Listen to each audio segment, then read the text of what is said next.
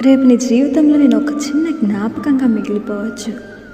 ఎవరికి చెప్పుకోలేని ఒక పాత పేజీలా మారిపోవచ్చు. కానీ నీకు ఒంటరిగా అనిపించినప్పుడు మళ్ళీ మళ్ళీ చదువుకోవాలనిపించే పేజీ మాత్రం నేనే అవ్వాలనుకుంటున్నా.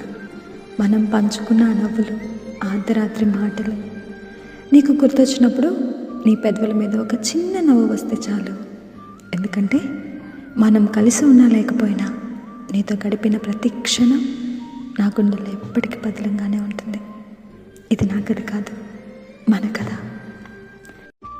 రేపు నీ జీవితంలో నేను ఒక చిన్న జ్ఞాపకంగా మిగిలిపోవచ్చు. ఎవరికి చెప్పుకోలేని ఒక పాత పేజీలా మారిపోవచ్చు. కానీ నీకు ఒంటరిగా అనిపించినప్పుడు మళ్ళీ మళ్ళీ చదువుకోవాలనిపించే పేజీ మాత్రం నేనే అవ్వాలనుకుంటున్నా. మనం పంచుకున్న ఆ నవ్వులు, అర్ధరాత్రి మాటలు నీకు గుర్తొచ్చినప్పుడు నీ పెదవుల మీద ఒక చిన్న నవ్వు వస్తే చాలు. ఎందుకంటే మనం కలిసి ఉన్నా లేకపోయినా నీతో గడిపిన ప్రతి క్షణం నా గుండెల్లో ఎప్పటికీ బదిలంగానే ఉంటుంది. ఇది నా కథ కాదు,